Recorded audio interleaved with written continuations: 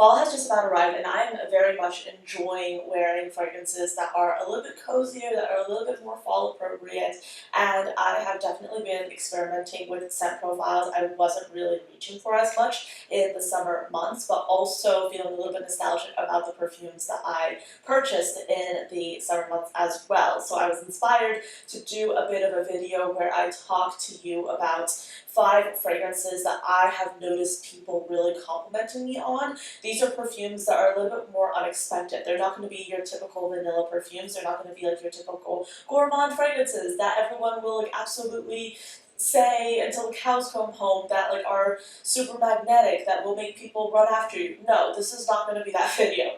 We're going to be talking about the unexpected, the fragrances that have a scent profile that you don't necessarily will think draw people in, but it does. And these are 5 perfumes that I genuinely love and recommend, and the general feedback that I've gotten from other people says the same. If this is your first time on this channel, hello, my name is Anya. I love fragrances. I talk about them here 5 times a week.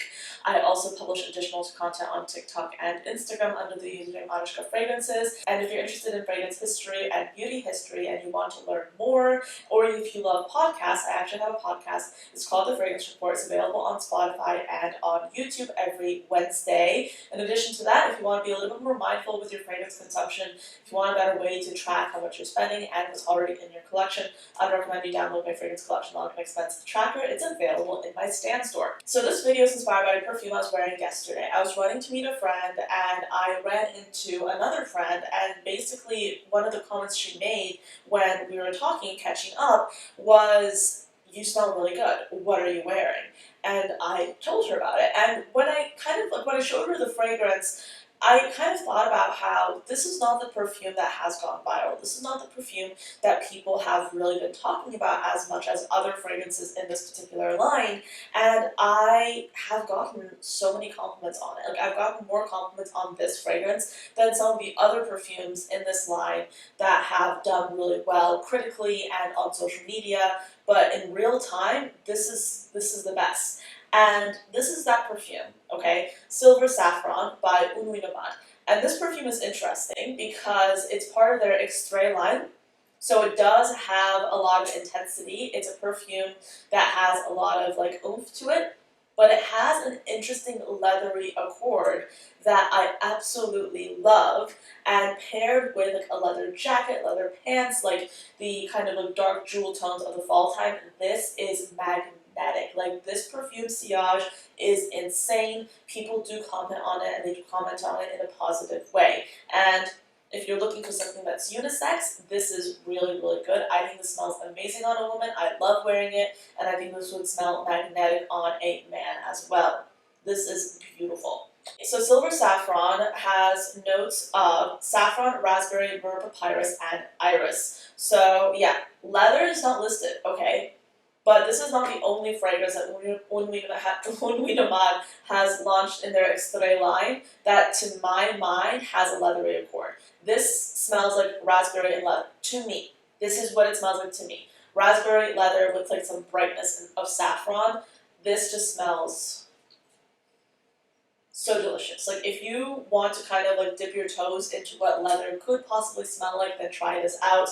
I personally think that leather is one of the most criminally underrated notes in this industry because people seem to really shy away from it, and I think that that is a mistake. But this is so good. Like, whenever I spray this on, I can usually expect a compliment from at least one person, and this is one of those perfumes that you will not expect people love, but people do love it, especially when you pair it with a leather jacket. Definitely recommend trying this out for the fall time. So next, I have a perfume that's going in a bit of a different direction. This is Anya by Pernoire. Pernoire has some amazing fragrances. I love the brand. I talk about the brand constantly. You guys know I'm an affiliate with them. But this perfume is fascinating because when it came out, I kind of wrote it off slightly as being a fragrance that was like, yes, tropical, but this perfume takes that tropical nuance to a whole other level. It smells luxury. It smells cushiony, soft. It smells so delicious. So basically, this perfume has notes of pineapple, pomelo, and mandarin at the top, a mid of mango, ginger, magnolia,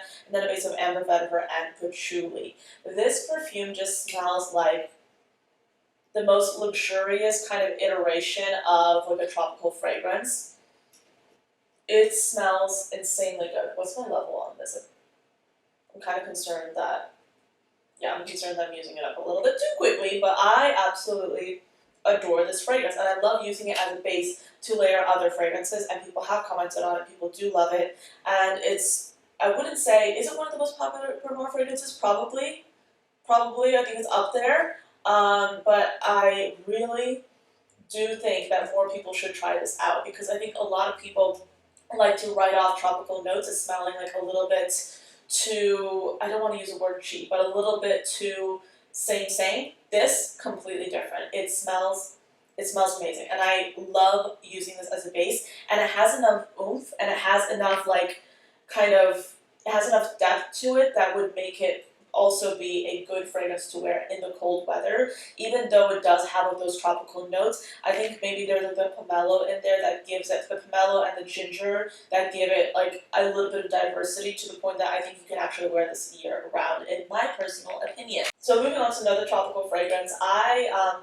wanted to include it in this video because I gave a set of like 5 fragrance decants to a friend of mine, and one of the next times I saw her, she commented specifically on Jasmine Freak, and she said how good it smelled. She's talked about how she got compliments on it, and her partner also said that he really loved it on her as well. Jasmine Freak is so good. So we have notes of mango, sweet orange, black currant, and black pepper at the top, a mid of Indian tuberose, Egyptian jasmine, ylang-ylang, and then a base of musk and cashmere wood. Again, this takes tropical fragrance, it takes a tropical fragrance nuance, but it diversifies it enough for the fall and winter time. The black pepper here is quite apparent. You can still smell that green mango, but the center stage here would really go to the white florals. This is beautiful. It's spicy, it's gorgeous, it very much centers the florals. So Jasmine Freak, yes, it's focused on the jasmine, who knew, right? But it's a spicy jasmine with fruity nuances. It is absolutely gorgeous. This next perfume is an example of a fragrance that I bought to wear during the summer, but I love it so much, and I've gotten a lot of positive feedback on it whenever I've worn it, that I'm going to transition it into the fall as well, and I don't care what anyone says. But this is Déjà Le Plus by Aritza Legrand. I even gave a sample of this to a friend, in like amongst other perfumes, and she also, this is another friend, she also said this was her favorite.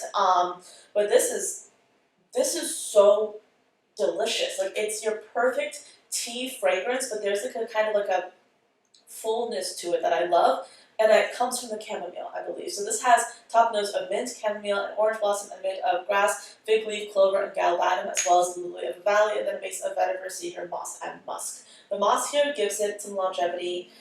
This perfume is just stunningly gorgeous. It's amazing.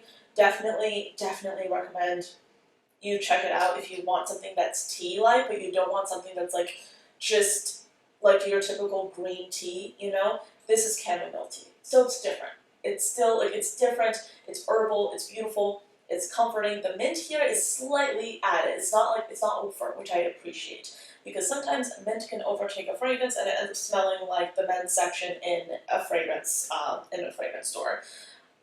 This next perfume, okay, this is a man magnet, and I do not say that lightly, okay? I don't even like saying that because, like, who cares, right? But like, this perfume genuinely, like, this is like gonna be, if you're a woman, okay, and you're trying to go out with a guy, or even if like you're, whoever you are, right, and you just want like a pretty nice, clean smelling, musky fragrance, this is by far one of the most fail-safe, excellent, magnetic perfumes I have ever smelled, because it's nonchalant.